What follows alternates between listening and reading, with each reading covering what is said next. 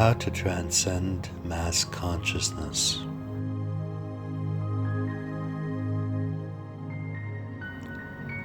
There are generally three types of people that are not aligned with mass consciousness. Number one, the mentally ill, or psychopaths, or criminals, or the homeless.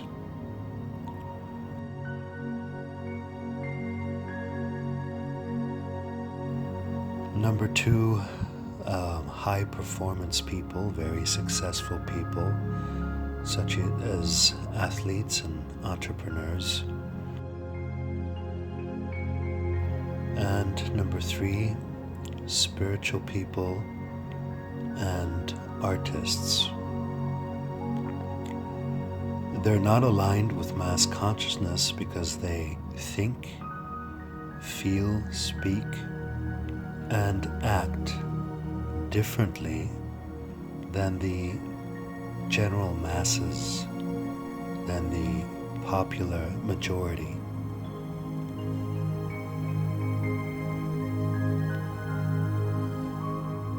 The mentally ill, as well as criminals, as well as the homeless, are at a level of consciousness where they do well.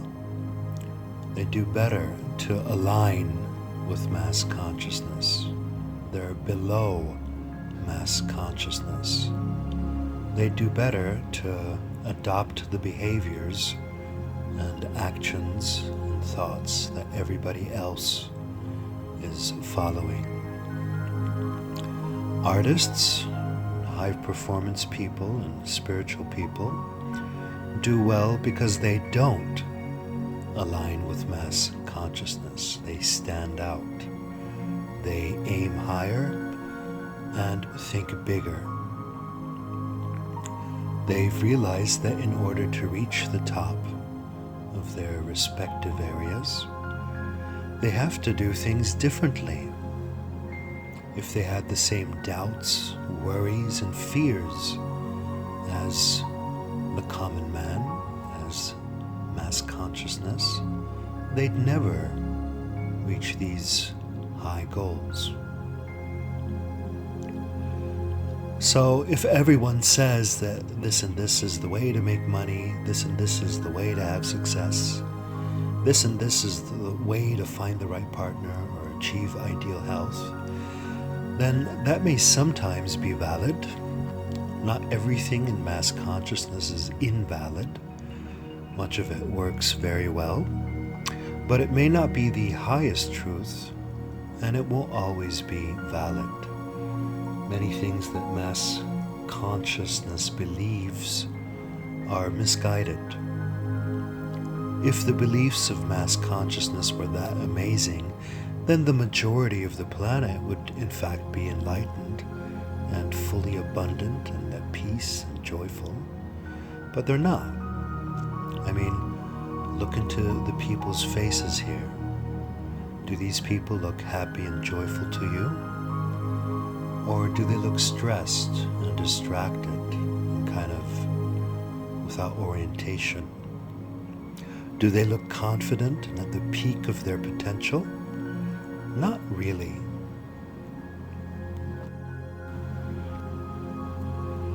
If you wish to transcend mass consciousness, don't go where everybody else goes. That would be like driving in rush hour.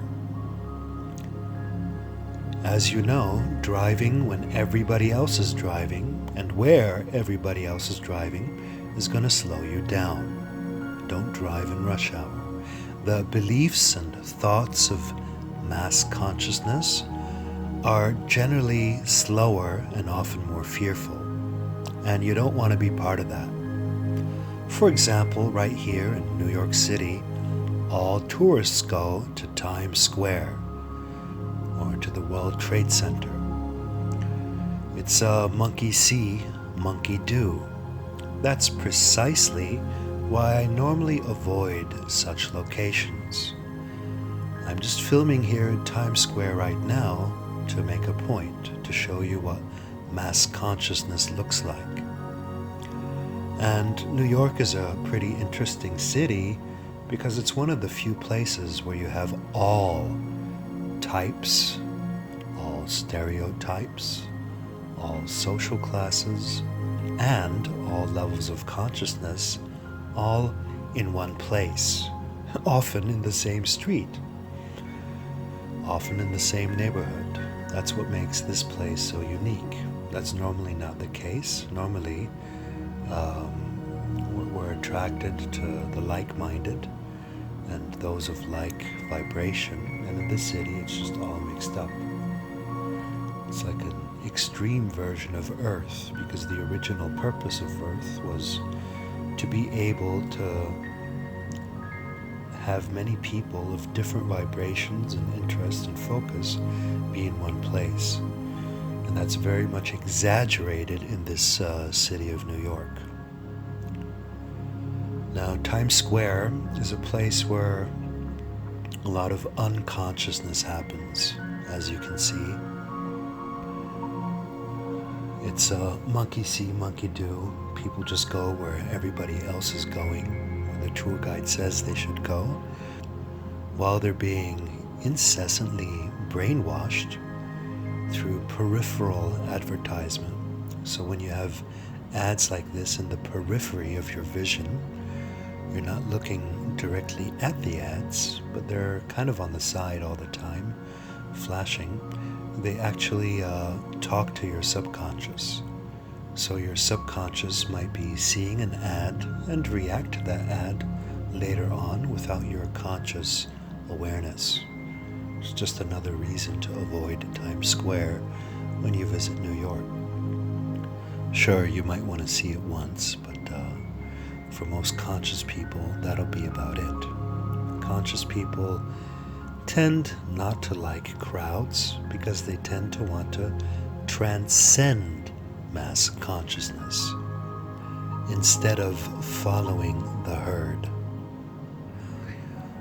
Scientific experiments have shown that people tend to do what everyone else is doing. The other day I saw a group of young, good-looking people in fancy sport shoes linger around a shoe shop, just hanging out there. Upon entering the shop, I noticed that the shoes inside the shop were the same as the shoes the boys were wearing outside of the shop, and I suddenly realized that these young, stylish people were being paid by the shop to wear their shoes and hang out there as if they were simply fans of the shop, simply random youth rather than paid agents. The reason marketers use such tricks is because they know the world runs by monkey see, monkey do. Because these stylish youth are hanging out in front and inside of the shop, other youth who also want to be fancy and stylish will enter the shop and purchase their products in order to be just like them. This kind of marketing goes so far that some restaurants actually employ stylish-looking fake guests to make it appear as if they had really awesome customers and thereby attract more. They're simply using the law of attraction for marketing purposes to transcend the daily intense influence of the mass wave. It makes sense to once in a while, now and then, go against what everyone else thinks and does, or to do something other than what everyone else appears to be doing.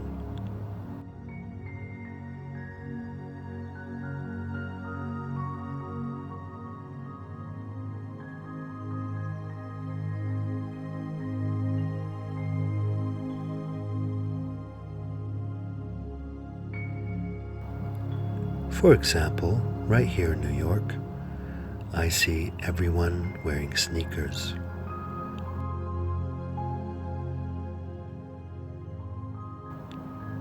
So I'm actually wearing proper shoes. This act may seem like a small thing, but it instantly makes me stand out from the crowd. It instantly shifts my attitude toward other thoughts and feelings than the general masses have. Now, if I'm in Italy, where everyone is wearing proper shoes, I actually often wear sneakers when going out for walks. So it's not about being more or less fancy than others. It's simply about not always going with what everyone else is doing. To balance out the predominating wave with its opposite polarity. So if I'm in a blue area, I often talk red, and if I'm in a red area, I often talk blue. One of the main traits in mass consciousness is that people locked into it usually have an inner monologue running. So when they don't have an external monologue or conversation, they have an inner monologue or conversation.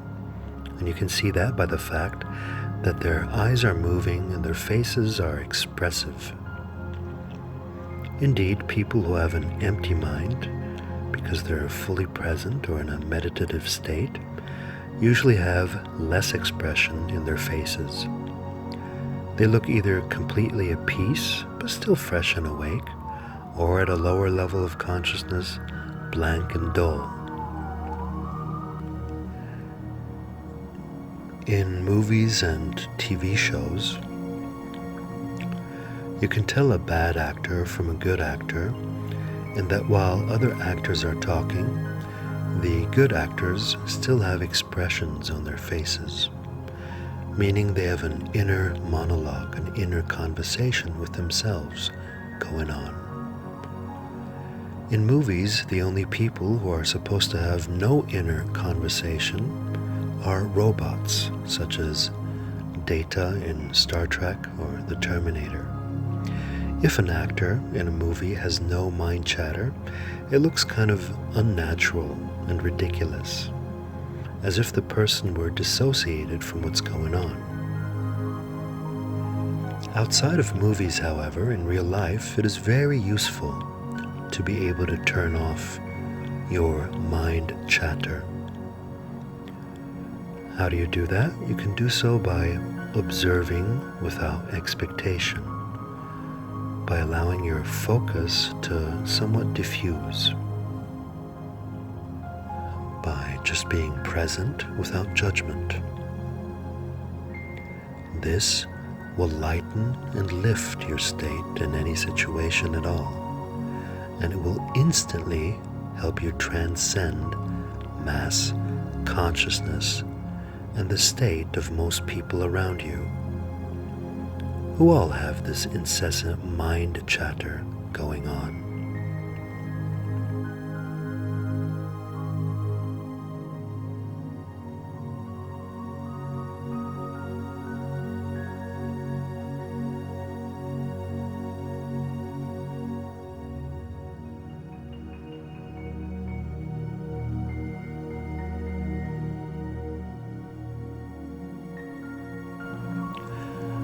Mass consciousness is not creative, so every time you're creative instead of reactive, every time you actually create something instead of consume something, you are transcending mass consciousness.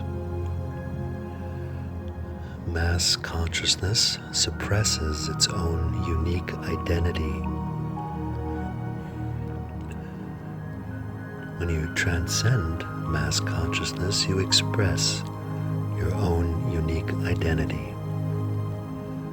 Mass consciousness gives in to peer pressure. Those who transcend mass consciousness do not give in to peer pressure.